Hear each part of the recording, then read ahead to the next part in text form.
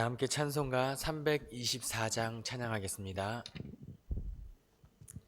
찬송가 324장입니다. 통일 찬송가로는 360장입니다.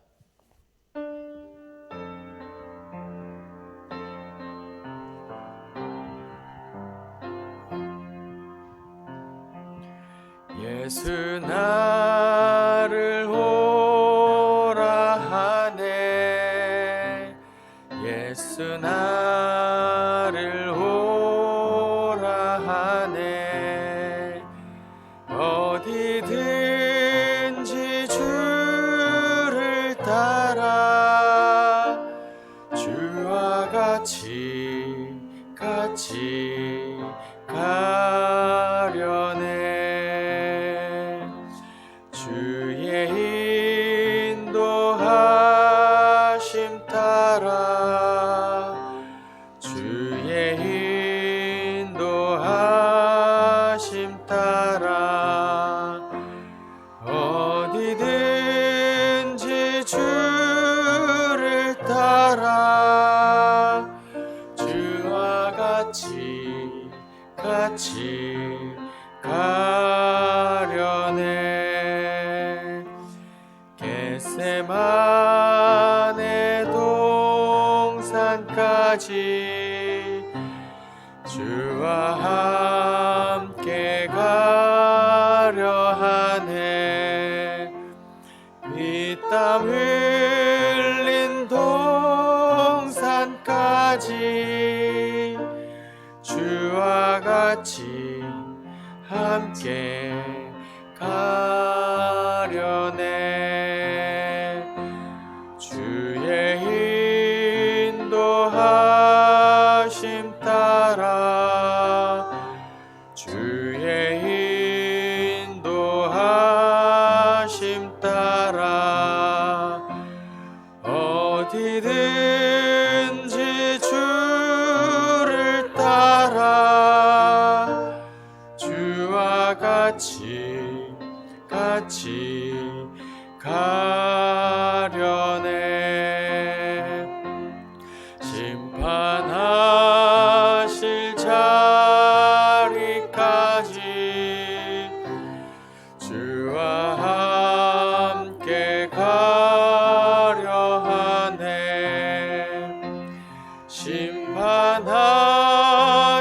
자리까지 주와 함께 가려네. 주의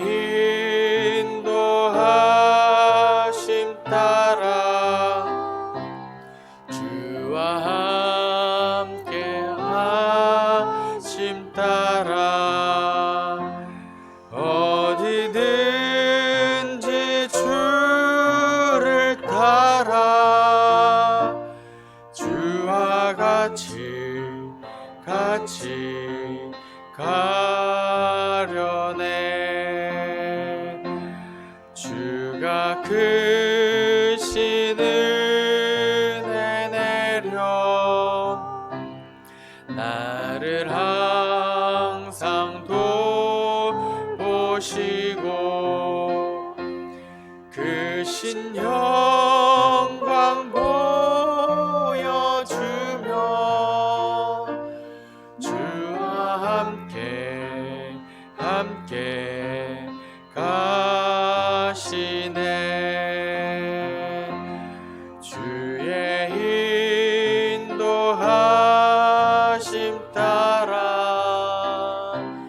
주의 인도하심 따라 어디든지 주를 따라 주와 같이 가려네. 아멘. 이 시간에는 한 주간의 삶을 하며 하나님께 감사의 기도를 드리고 내일 주일 예배를 위하여 우리 마음과 몸을 잘 준비할 수 있게 달라고 함께 기도하겠습니다. 한 주간 지켜주신 주님의 은혜에 감사하겠습니다. 오늘 하루를 보내며 몸과 마음이 잘 예배를 준비할 수 있도록 그렇게 기도하겠습니다. 예배를 준비하시는 담임 목사님을 비롯하여 부교역자들과 모든 예배 위원들 위해 성령 충만할 수 있게 달라고 함께 기도하겠습니다. 사랑이 많으신 아버지 하나님 감사드립니다. 오늘 우리를 예배자로 불러주시고 하나님 앞에 또 기도할 수 있게 하심을 감사드립니다.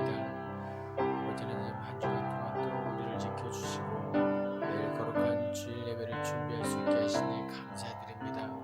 우리 마음을 다하고 뜻을 다하고 힘을 다하여 하는 온전한 예배가 되게 하여 주시옵소서. 하나님 오늘 우리가 다른 것에 허탄한 것에 마음을 두지 않게 도와주시옵소서. 우리가 어리석은 곳에 자리하지 않게 도와주시옵소서. 오만하는 자들과 자리를 함께하지 않게 도와주시고 오직 거룩하게 하나님을 경외함으로 하나님과 더불어 하루를 살아갈 수 있게 하여 주시옵소서. 그렇게 거룩한 모습으로 내일 주님 앞에 나올 수 있는 우리가 되게 하여 주시옵소서. 하나님 예배를 준비하시는 담임 목사님을 비롯하여 모든 부교역자들 그리고 예배위원들 가운데 성령 충만함으로 허락하여 주시옵소서. 아버지 하나님 찬양 예배를 준비하는 모든 남성 중창단과 찬양대 위에 주님께서 성령 충만할 수 있게 도와주시고 우리의 찬양의 목적이 오직 주님께 영광 돌리는 곳에 있게 하여 주시옵소서. 나의 모습이 드러나지 않게 도와주시옵소서. 온전히 하나님께 영광 돌리는 하나님의 기뻐 받으시는 예배 되게 하여 주시옵소서. 주님께 감사드립니다.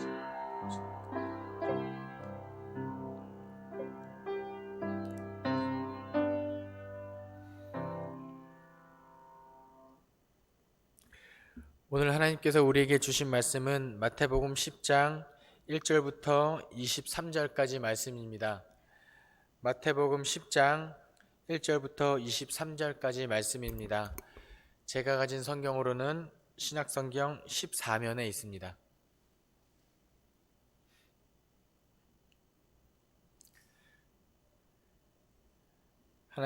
하나님의 말씀을 한 절씩 교독하겠습니다. 예수께서 그의 12제자를 부르사 더러운 귀신을 쫓아내며 모든 병과 모든 약한 것을 고치는 권능을 주시니라.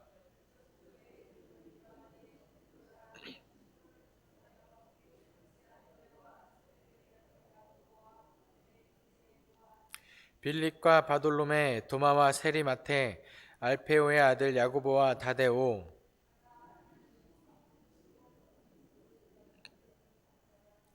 예수께서 이 12를 내보내시며 명하여 이르시되 이방인의 길로도 가지 말고 사마리아인의 고을에도 들어가지 말고 가면서 전파하여 말하되 천국이 가까이 왔다 하고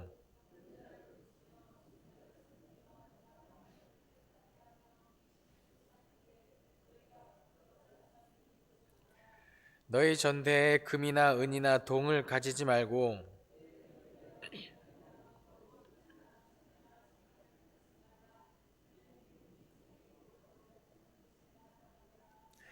어떤 성이나 마을에 들어가든지 그 중에 합당한 자를 찾아내어 너희가 떠나기까지 거기서 머물라. 그 집이 이에 합당하면 너희 빈 평안이 거기 임할 것이요 만일 합당하지 아니하면 그 평안이 너희에게 돌아올 것이니라.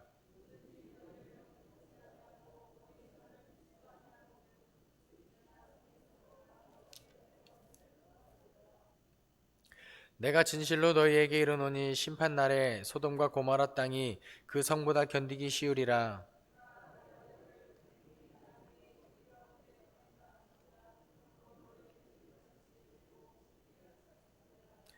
사람들을 삼가라. 그들이 너희를 공회에 넘겨주겠고 그들의 회당에서 채찍질하리라.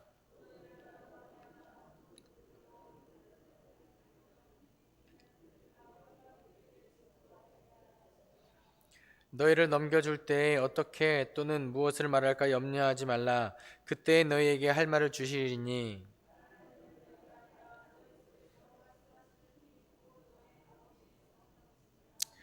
장차 형제가 형제를 아버지가 자식을 죽는 데에 내주며 자식들이 부모를 대적하여 죽게 하리라.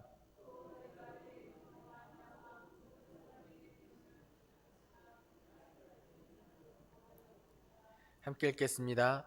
이 동네에서 너희를 박해하거든 저 동네로 피하라. 내가 진실로 너희에게 이르노니 이스라엘의 모든 동네를 다 다니지 못하여서 인자가 오리라. 아멘.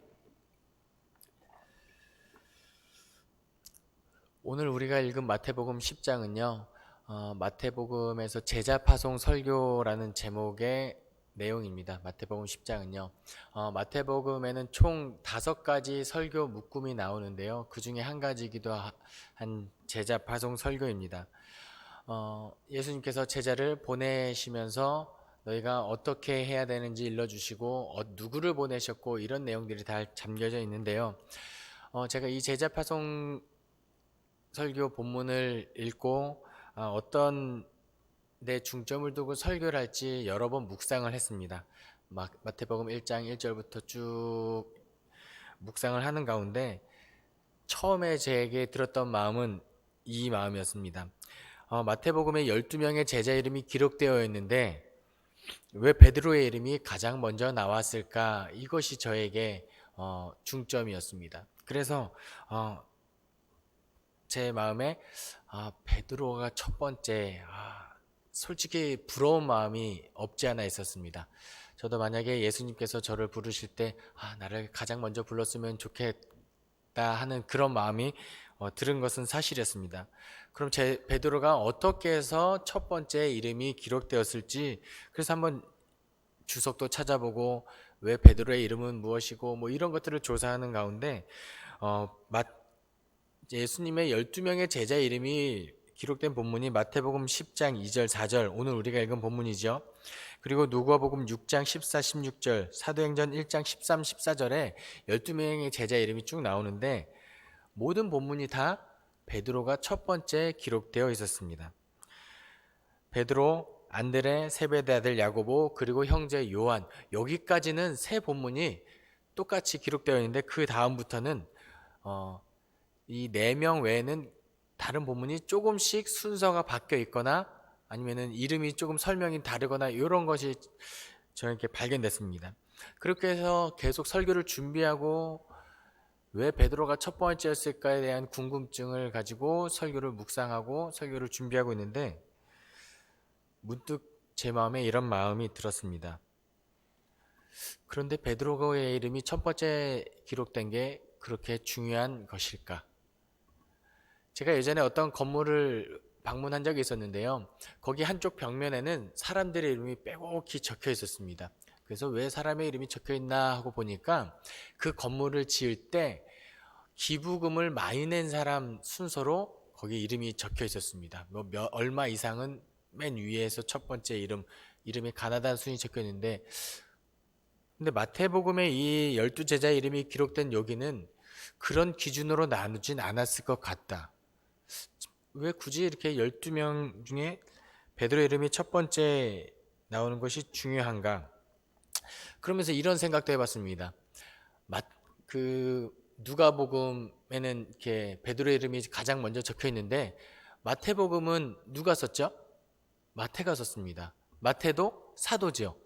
그러니까 사도인 마태가 12명의 제자를 예수님께서 보내셨지 하고 기록하다가 저 같은 마음에 나도 첫 번째 제자가 되고 싶은 마음에 마태가 저자니까요. 마태가 예수님의 제자의 이름이 이러하니라 세리, 마태, 그 다음 베드로 이렇게 적으면 적을 수도 있었겠죠. 근데 만약에 이렇게 적어서 마태복음이 이렇게 나왔다고 생각해 보겠습니다. 그 마태복음을 읽은 사도 베드로가 안 되겠는데? 하고 사도 마태를 한적한 곳으로 부릅니다.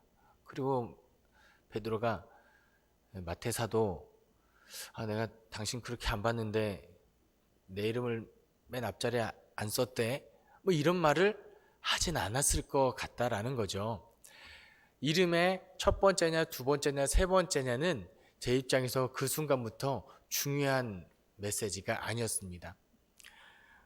그럼 왜 예수님은 그럼 마태복음에서는 제자들의 이름을 이렇게 기록하고 12명의 이름을 기록하고 있을까요? 순서는 이제 저에게는 중요하지 않았습니다. 그럼 왜 12명의 이름을 기록했을까? 분명히 사도들의 어떤 권위를 올리기 위한 기념비적인 기록은 아닌 것 같았습니다. 제자들 중에 이렇게 특별한 사람이 있었다, 이건 아니었고요. 우리 한번 마태복음을 당시에 손에 쥐고 읽고 있던 사람들의 입장에서 한번 생각해 보겠습니다. 마태복음은 분명히 예수님께서 승천하신 다음에 기록된 복음서일 거예요. 그리고 시간적으로 조금만 더 흘러간다면 사도행전에 보면은 예수님께서 승천하시고 그 다음에 사도행전에 어떤 기록이 나오냐면 12사도 중에 가룟 유다가 이제 빠지죠. 그럼 이제 11명이니까 그 다음에 새로운 사도, 새로운 제자, 12명, 12번째 제자 마띠아가 선출되는 장면이 나옵니다. 아마도 마태복음은 그 마띠아가 선출된 것 다음에 기록되었을 거예요. 시기상으로. 그러면 이 모든 내용을 다 알고 있는 사람들의 입장에서 어떤 마음이 들었을까요? 예수님께서 12명의 제자를 부르시고 그 제자들에게 권능을 주셨다. 그리고 가룟 유다가 빠지고 거기에 새로운 제자가 채워졌다. 그럼 그 이후에는요? 또 누구가 빠지면 또 누가 채워지고 예수님께서 그 이후에도 계속해서 제자를 부르셨다. 그러니까 마태복음을 읽고 있는 독자들은 이런 마음이 있어야 돼요. 예수님께서 12제자를 부르셨듯이 지금 나도 예수님께서 부르시는구나. 예수님께서 12제자를 부르실 때 권능을 주시고 예수님께서 강화 설교를 하시는 것처럼 예수님께서 나를 부르셨다면 동일하게 오늘 우리에게도 예수님께서 우리에게 힘내라. 내가 너에게 많은 일을 맡길 테니까 너는 할 수 있다. 나를 믿고 가라. 이렇게 강화 설교 하시는구나. 그 의미에서 마태복음 10장에 12제자의 이름이 기록되어 있습니다. 이 제자 파송 설교 12명의 제자를 부르는 병행 본문인 누가복음 10장에서는 12명의 제자 파송이 아니라 70명의 제자를 파송했다라고 기록되고 있습니다. 아마 비슷한 이유였던 것 같습니다. 12명을 부른 것처럼 70명을 보내고 70명을 보낸 것처럼 이렇게. 그러니까 오늘 우리가 이 본문을 읽었을 때 먼저 이름이 기록되어야지, 첫 번째 제자가 되어야지 이 마음을 우리가 갖는 것이 아니라, 여기에 중점을 두는 것이 아니라 예수님이 12제자를 부르셨듯이 나도 부르는구나. 그리고 나에게도 권능을 주시겠구나. 저는 대한민국 목사인데요. 저는 대한민국의 4,321만 9,876번째 제자이어도, 목사이어도 나는 아무 상관이 없구나, 이런 마음이 순간 저에게 찾아왔습니다. 여기 계신 분들도 하나님의 일을 할 때, 교회를 위하여 헌신할 때, 하나님의 나라를 위하여 우리가 헌신하고 봉사할 때 내가 첫 번째 제자가 되는 것이 아니라 단지 나를 부르신 하나님께 그 하나님의 부름의 상에 합당한 삶을 살아가겠다고 다짐하는 것만으로도 예수님께서 잘했다, 이렇게 말씀하실 것 같습니다. 혹시 여러분 가운데, 아니고 제 마음 가운데 그래도 내가 우선이었으면 좋겠고 내가 하나님께 더 크게 쓰임받고 싶다라는 마음이 드신다면 제자들에게 하셨던 예수님의 가르침, 누가 크냐? 라는 제자들의 질문에 예수님께서 어린아이 한 명을 데리고 와서 이렇게 이야기하십니다. 어린아이와 같은 자가 천국에서 가장 큰 자다. 천국에서 가장 큰 자는 어떤 자이죠? 어린아이 같은 자. 어린아이 같은 사람은 어떤 사람이죠? 부모님을 의지하지 않고는 살아갈 수 없는 존재. 그러니까 우리 가운데 내가 더 큰 사람이 되고 싶다? 그러면 하나님께 더 의지하고 하나님께 모든 것을 맡기는 사람이 하나님 보시기에 가장 큰 자라는 것입니다. 그리고 그렇게 하나님을 의지하고 하나님만 바라보는 사람을 하나님께서 귀히 쓰시지 않을까, 편하게 쓰시지 않을까, 저는 그런 생각이 들었습니다. 여러분에게 또 한 가지 질문을 드리겠습니다. 그러면 예수님 곁에는 분명히 많은 제자들이 있었을 거예요. 12명, 아니 70명, 그 더 많은 제자들이, 많은 사람들이 예수님을 따랐을 것인데요. 성경에 왜 12명이 기록되어 있을까요? 왜 12일까요? 왜 누가복음에서는 70명이 기록되어 있을까요? 왜 70명일까요? 80도 있는데, 그쵸? 100이어도 괜찮을 텐데 왜 12, 왜 70이었는지는 설교 말미에 밝혀드리도록 하겠습니다.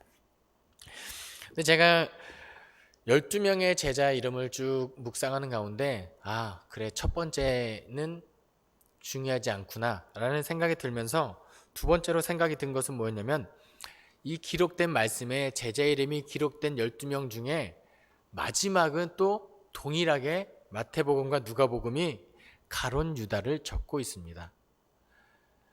첫 번째는 중요하지 않지만 마지막에 가룟 유다를 적은 거에 대해서는 한번 생각해 봐야겠구나.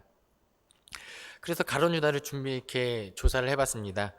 가롯이라는 것은 뭔가 캐리어트 출신의 사람, 그 지방의 사람 가롯 유다.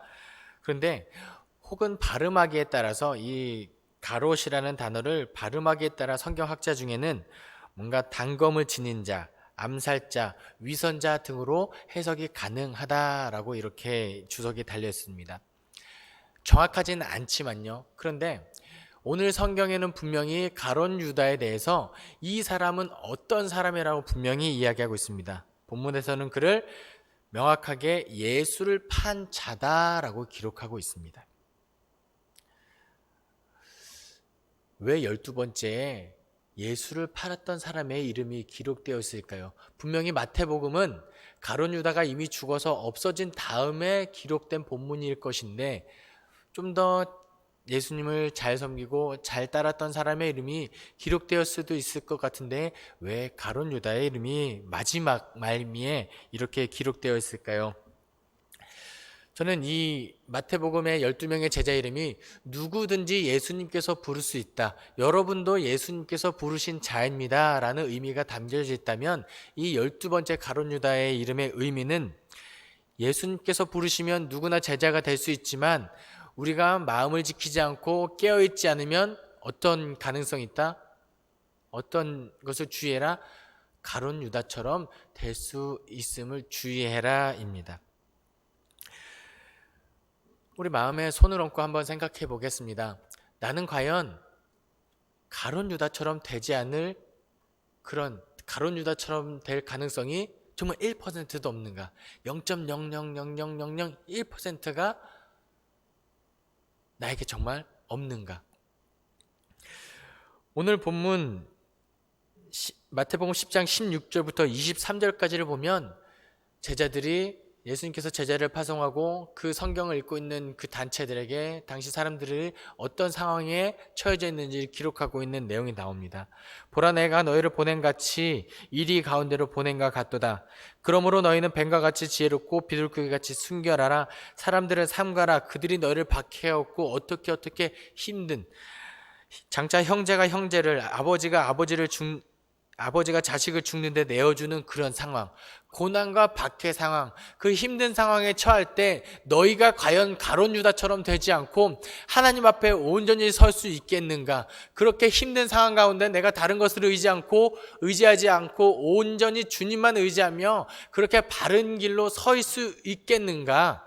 한번 생각해 보라는 겁니다. 가룟 유다는 넘어졌습니다. 그 가운데 예수님을 팔게 된 제자라는 겁니다. 너희가 가룟 유다처럼 되지 않기 위하여 주의하라라는 겁니다. 고난 가운데 우리가 힘들 때 예수님보다 다른 것을 먼저 찾을 수도 있습니다. 그러면 우리에게도 가룟 유다처럼 될 가능성이 있다라는 거예요. 그러니까 온전히 하나님만 의지하는 제자가 되어라. 가룟 유다처럼 되지 말아라. 그럼 제가 또 이렇게 한번 질문해 보겠습니다. 가룟 유다는 언제부터 예수님을 팔기로 작정했을까요? 분명히 가룟 유다도 예수님께서 와서 보라, 나를 따라와라 라고 부르셨으니까 예수님의 제자가 되었겠죠. 그럼 언제부터 예수님을 팔기로 가룟 유다는 작정했을까요? 이것을 고민할 때 그 예수님 발에 향유를 붓던 여인에게 가룟 유다가 책망하죠. 너가 이것을 팔아서 마땅히 가난한 자에게 나눠주는 것이 마땅한데, 그저 예수님께서 그러지 말아라. 이 여인은 지금 나에게 뭐 최고의 사랑을 하고 있는 중이다 하면서 오히려 가룟 유다에 핀잔을 준 적이 있었죠. 그때부터였나? 하지만 명확하지는 않습니다. 가룟 유다가 언제부터 예수님을 팔기로 작정했는지 정확하게 성경을 밝히고 있진 않아요. 그럼 거기서 우리는 어떤 마음을 가져야 되죠? 우리도 그럴 수 있다라는 거. 언제 팔게 될지 아무도 몰라요. 언제 우리 마음 가운데 시험이 찾아올지 모른다는 거예요. 그러니까 우리가 주의할 건 뭐죠? 오늘도 깨어있고 어제도 깨어있어야 됐고 내일도 깨어있고 날마다 하나님 앞에 나의 마음을 지키기 위해 주의하고 노력하는 삶을 살아야 한다라는 겁니다. 고난의 상황에 우리는 가룟 유다처럼 될 수 있습니다. 하지만 가능성은 우리 가운데 현실이 되지 않았으면 좋겠습니다.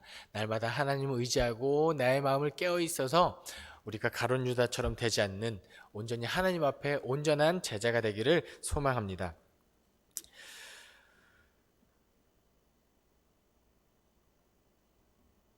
그러면 이 예수님께서 우리를 부르심에 우리는 어떻게 응답해야 할까요?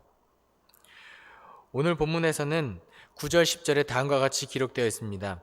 너희 전대에 금이나 은이나 동을 가지지 말고 여행을 위하여 배낭이나 두벌 옷이나 신이나 지팡이를 가지지 말라. 이는 일꾼이 자기의 먹을 것을 받는 것이 마땅함이라. 제자를 보내실 때 왜 아무것도 준비하지 말라고 말씀하셨을까요? 정말 필요한 거 외에는 아무것도 준비하지 말라고 말씀하십니다. 이것의 의미는 무엇이냐면 너희가 복음 전파를 할 때 제자의 사명을 감당할 때 다른 것에 목적을 두지 말아라. 다른 곳에 마음을 두지 말고 부르심에 합당한 목적대로 살아가라라는 것입니다.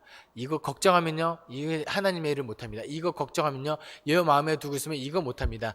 아유, 목사님 저 잘 못해요. 아직 저는 이런 게 준비 안 돼서 이거 못합니다. 아니에요. 이런 것처럼 다른 건 목적을 두지 않고 오직 하나님께서 부르심에 우리가 집중한다면, 그리고 그 목적이 분명하다면 우리 그 일을 다 감당할 수 있다라는 겁니다. 그럼 제가 아까 질문 하나 드렸죠. 왜 12명이고 왜 70명인가? 왜 12의 수고 왜 70명인가?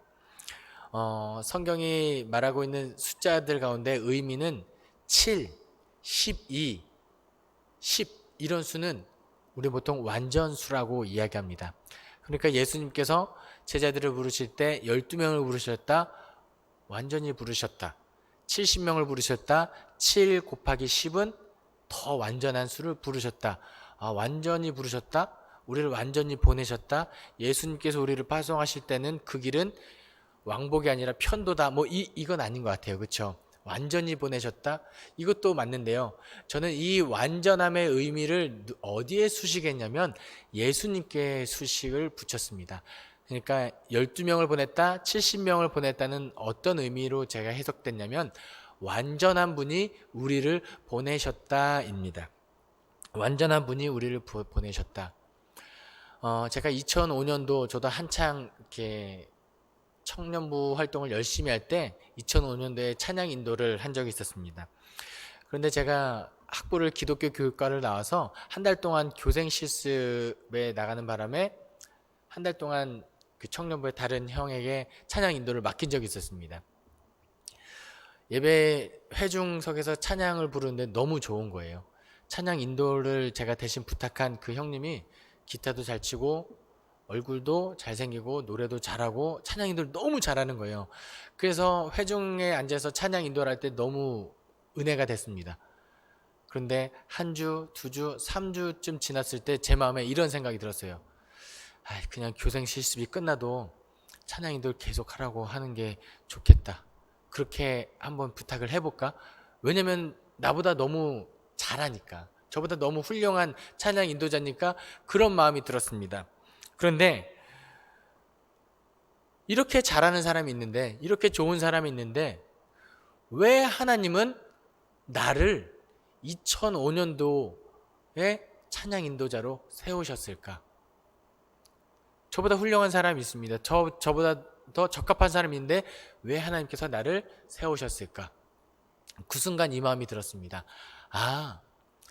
세상에 정말 훌륭한 찬양 인도자 청관욱 목사님, 기라성 같은 찬양 사역자 강명식 씨, 이런 분들이 있지만 2005년도 당시 그 찬양 인도의 자리에 최고는 나다. 왜요? 하나님이 세우셨으니까. 완전한 분이 나를 그 자리로 보내셨으니까 누가 뭐래도 그 순간만큼 내가 최고다라는 생각이 들었습니다. 중요한 것은 무엇이죠? 하나님께서 나를 부르실 때 주님 내가 여기 있사오니 나를 사용하십시오라고 응답하는 것입니다. 완전한 분이 나를 세우셨으므로 나에게 맡겨주신 사명을 우리는 넉넉히 감당할 수 있는 것입니다. 여기 앉아 계신 분들도, 그리고 영상으로 설교를 듣는 모든 분들이 이와 같은 마음을 가지셨으면 좋겠습니다. 주님, 저는 할 수 없습니다. 저는 자격이 없습니다. 아니에요. 하나님께서 부르셨고 하나님께서 여러분들을 보내시면 여러분들은 다 할 수 있습니다. 왜요?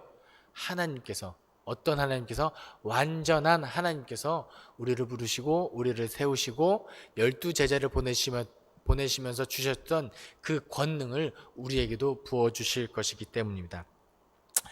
사랑하는 잠실교회 성도 여러분, 저는 여러분들께서 그 하나님의 부르심에 기꺼이 응답하는 여러분 되기를 소망합니다.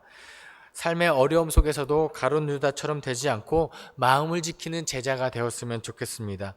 무엇보다도 그 예수님의 부르심에 합당한 삶을 살아가는 여러분 되기를 소망합니다. 기도하겠습니다. 사랑이 많으신 하나님 아버지, 감사합니다. 오늘도 우리를 이 이른 새벽에 부르시고 하나님의 말씀을 듣고 하나님의 뜻을 깨달을 수 있게 하심에 감사드립니다. 하나님 말씀대로 하나님의 부르심에 늘 우리가 순종하는 그리스도인 되게 도와주시옵소서. 마음을 지키는 제자가 되게 하여 주시고 날마다 제자의 삶에 합당한 그리스도인 되게 하여 주시옵소서. 오늘도 특별히 간절한 기도의 제목을 담아 봉헌한 이들이 있습니다. 하나님의 뜻에 합당하다면 하루속히 이 기도의 제목들이 이루어지게 하여 주시옵소서. 감사드리며 예수 그리스도 이름으로 기도합니다. 아멘. 하늘에 계신 우리 아버지, 아버지의 이름을 거룩하게 하시며 아버지의 나라가 오게 하시며 아버지의 뜻이 하늘에서와 같이 땅에서도 이루어지게 하소서. 오늘 우리에게 일용할 양식을 주시고 우리가 우리에게 잘못한 사람을 용서하여 준 것 같이 우리 죄를 용서하여 주시고 우리를 시험에 빠지지 않게 하시고 악에서 구하소서. 나라와 권능과 영광이 영원히 아버지의 것입니다. 아멘. 자유롭게 기도하시다가 돌아가시겠습니다.